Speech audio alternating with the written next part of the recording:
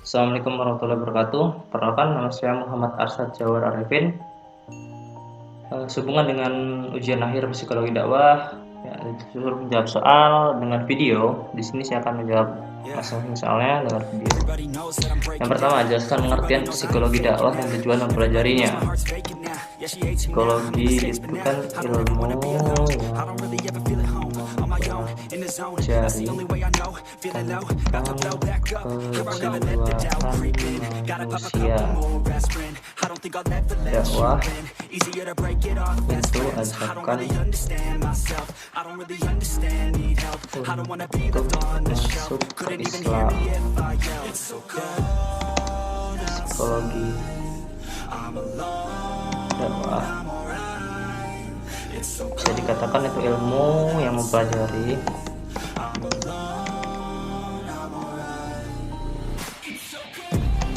tentang bagaimana kita berdakwah dengan memperhatikan aspek kejiwaan pendengar.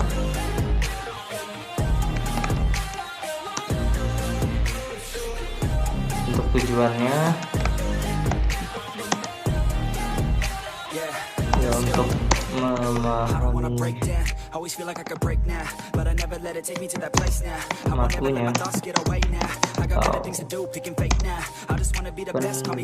pendengarnya atau jemaahnya.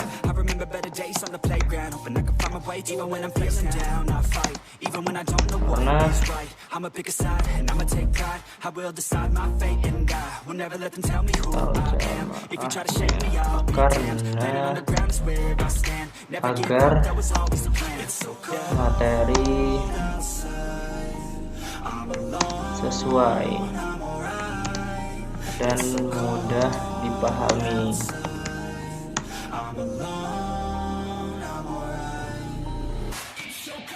Kedua, jelaskan wilayah dan ruang lingkup kajian psikologi dakwah dan pendekatan ilmiah psikologi dakwah. Ruang lingkupnya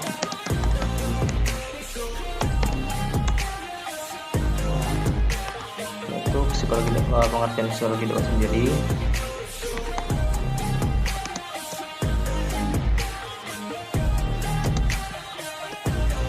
Yang kedua yaitu bagaimana memotivasi manusia. Yang kedua, mempelajari tingkah laku manusia.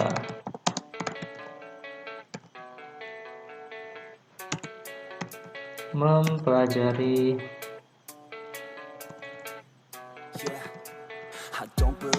respon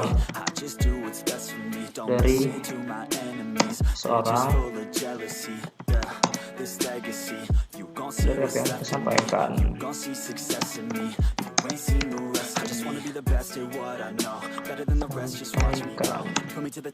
Untuk selanjutnya yaitu faktor leadership atau kepemimpinan dalam proses kegiatan dakwah.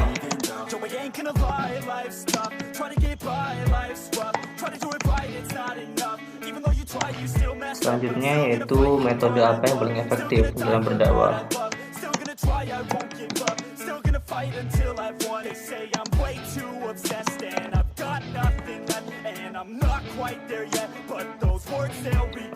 Selanjutnya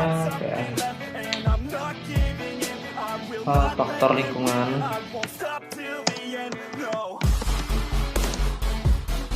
dalam menentukan materi dakwah.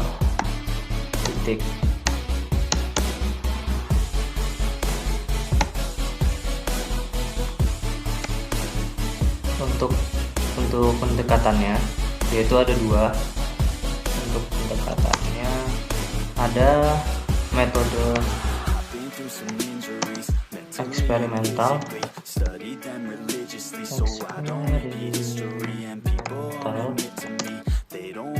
yaitu metode yang menggunakan orang lain sebagai contohnya. Yang kedua, metode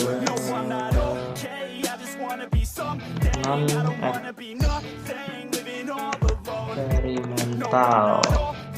Ini metode yang menggunakan metode yang menggunakan pengalaman pribadi.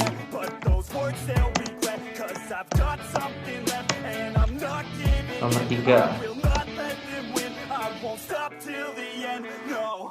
yaitu jelaskan urgensi, motivasi, dan konsep diri bagi seorang dai dalam pelaksanaan dakwah.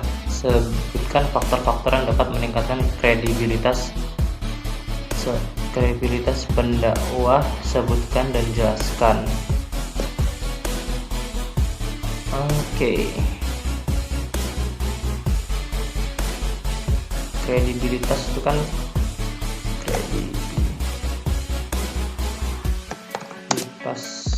jati diri.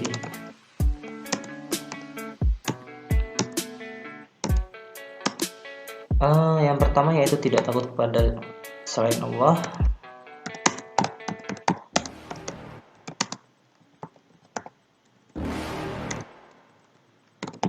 You're never gonna make it. You're not good enough. There's a million other people with the same stuff. You really think you're different, man? You must be kidding. Think you're gonna hit it, but you just don't get it. It's impossible. It's not probable. You're irresponsible. Too many obstacles. You gotta stop it, though. You gotta take it slow. You can't be a pro. Don't waste your time no more. Selanjutnya yaitu tidak Tell me what to do. I don't give a damn menjadi if you say you disapprove. I'm gonna make my move. I'm gonna make it soon, and I'll do it 'cause it's what I wanna fucking do. 'Cause all these opinions and all these positions, they come in millions. They blocking your vision, but no, you can't listen. That shit is all fiction. 'Cause you hold the power as long as you're dreaming.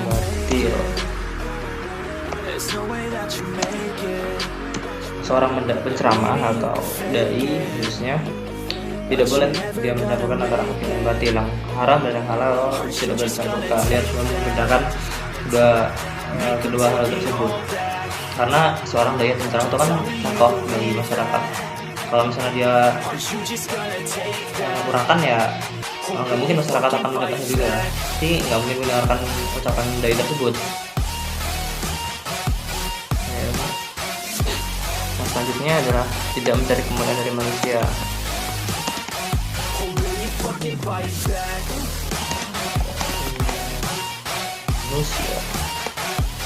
Maksudnya gimana ya? Dia tidak riya, tidak sombong. Ketika dia berbuat baik ya semata-mata hanya untuk Allah.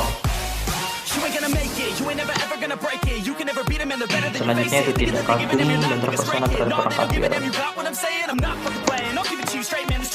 And you're not that great, man. Stop what you're saying, stop what you're making. Everybody here knows that you just fake. I don't wanna hear it anymore. I don't wanna hear it anymore. All these fucking thoughts, they are not what I need anymore. Orang kafir di sini bukan orang kafir non-muslim ya, tapi orang kafir yang memang dia menjadi Islam.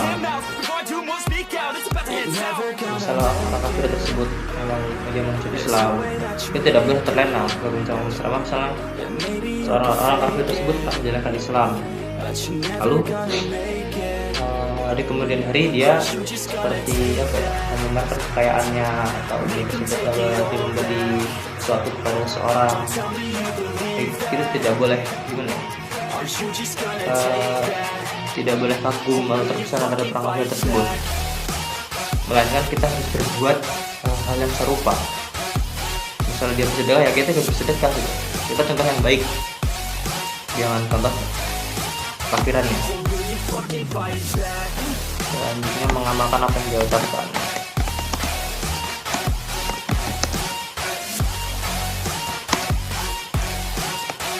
Ini sih yang paling penting. Seorang penceramah atau dai itu harus konsekuen dengan apa yang dia ucapkan. Gak boleh seorang dai atau penceramah itu cuman menyampaikan tetapi tidak melakukannya. Ini hal yang paling fatal. Dalam psikologi dakwah ya hal demikian juga harus diterapkan. Ketika seorang penceramah mengatakan seorang itu harus baik hati, ya otomatis dia harus baik hati ketika menyampaikan ceramah yang disampaikan. Nggak mungkin dia sombong gitu dalam menyampaikan materinya ya, tapi materinya baik hati, tapi dia menyampaikan dengan cara sombong ya. Matunya atau penceramah pendengarnya nggak mungkin mendengarkan. Oh dia hanya alah cuman ngomong kosong aja dari penceramah, mungkin dia membayangkan seperti itu.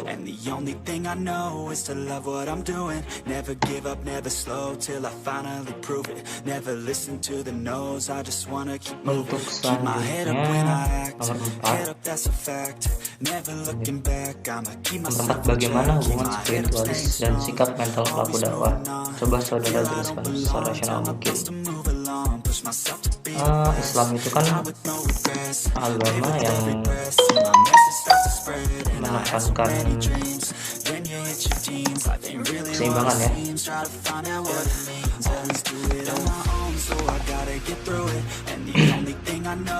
baik jasmani rohani atau dunia akhirat.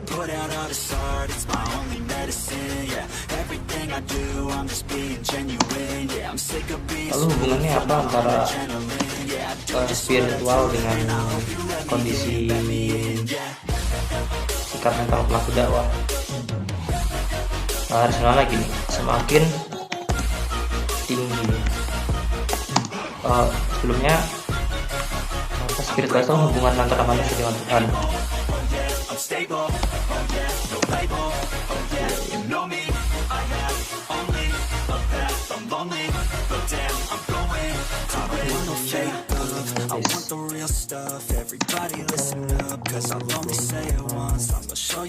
Manusia dengan Tuhan, maka rasional semakin dia dekat dengan kita, artinya dia rajin beribadah,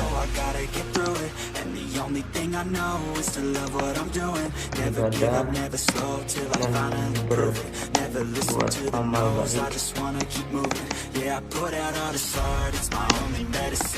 Hal ini juga akan berpengaruh pada sikapnya.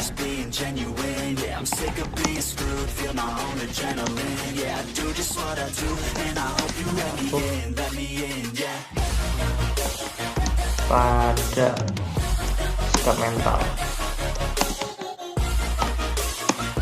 seperti contoh kayak misalnya syekh yang terkenal, misalnya Jabir atau Ustadz yang terkenal, sikap mental dia semakin dia dekat dengan Allah, dan bahkan dia akan semakin rendah hati.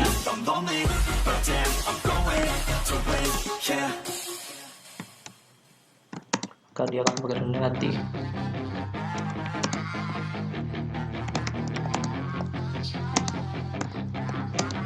Dia akan semakin tentram hidupnya.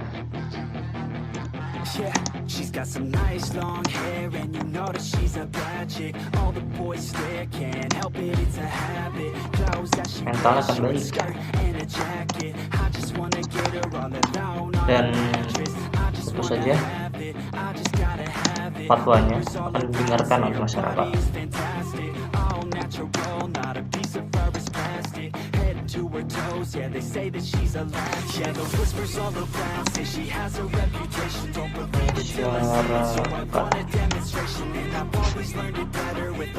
Yang kelima yaitu jelaskan apa yang penting dari fungsi bahasa. Apa saja yang harus dimiliki agar penggunaan bahasa dapat efektif.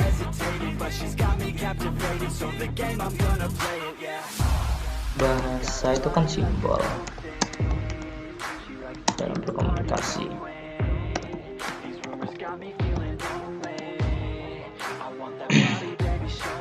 Kata yang mewakili sebuah makna.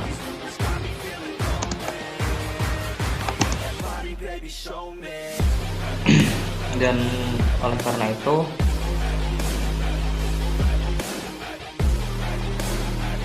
bahasa dalam sebuah dakwah sangat penting agar apa yang disampaikan oleh seorang penceramah itu dapat diterima dengan baik dan dapat dipahami dengan benar oleh matunya atau pendengarnya. Dan apa yang harus dimiliki seorang penceramah, yaitu bahasa yang efektif,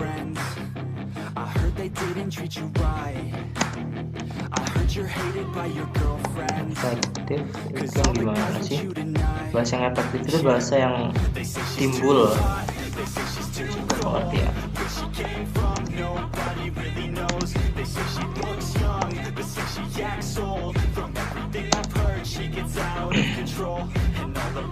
Kesadaran dan sikap yang baik.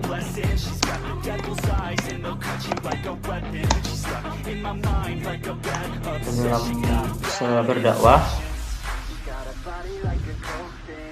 seorang komunikator bisa dikatakan efektif jika ia memiliki indikator.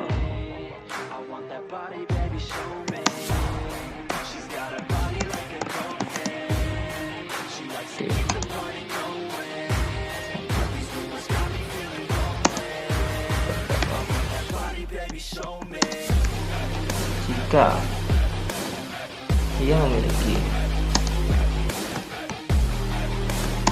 kredibilitas, ia memiliki kapasitas, ia memiliki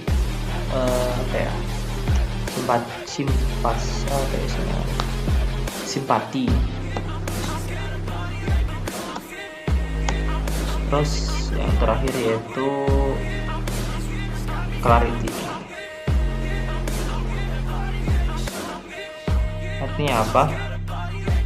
Dalam kita berkomunikasi yang baik, yaitu sebuah bahasa atau kata-kata haruslah mempunyai kredibilitas. Artinya bahasanya jelas, dia maknanya tuh jelas, yaitu kapasitas. Nggak mungkin dalam kita berceramah itu harus ada kapasitasnya dalam apa yang kita omongkan, harus ada bobotnya.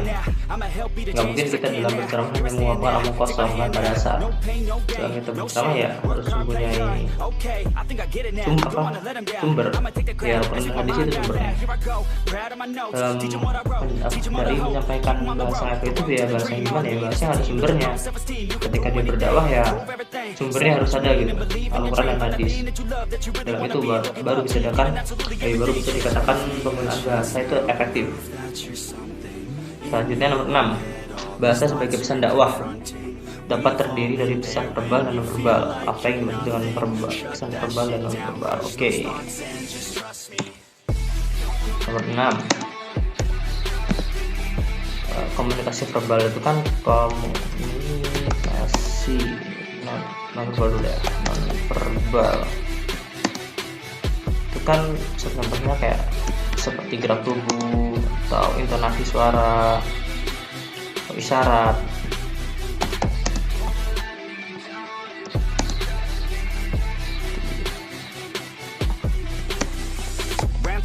What's in your head now? Sometimes think you're better off dead now. Fuck that, yeah, you heard what I said now. Don't cop out, make a plan instead now. You got this one life here and now to feel the sun on your skin and to see the clouds. There's nothing out there quite like living. Simple things, watch a kid and get it. It's no heaven, but a damn pesan non-verbal itu sendiri ya, pesan non-verbal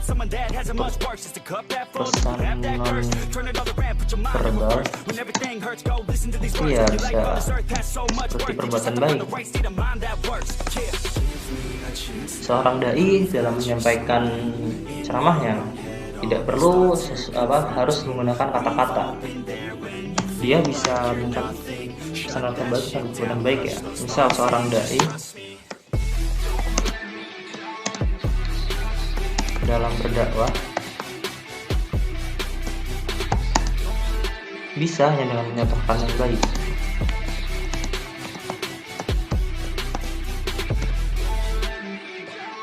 Misal seorang dai ramah terhadap audiensnya, terhadap patunya. Dalam mentis matu itu berpikir,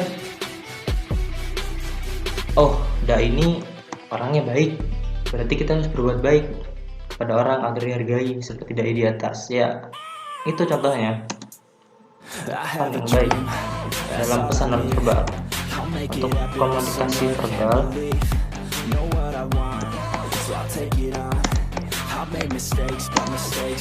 itu kan contohnya itu kayak ada nyata gitu loh, suara, tulisan, video, gambar. Nah, itu komunikasi verbal. Untuk contohnya pesan verbal ya kita berdakwah seperti biasa. Pesan verbal itu ya ketika kita berdakwah seperti biasa.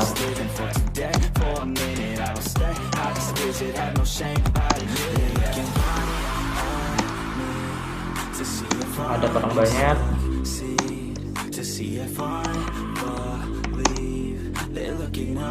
dan menyampaikan suatu materi. Itu jawaban dari saya. Kurang lebihnya mohon maaf. Sekian, wassalamualaikum warahmatullahi wabarakatuh.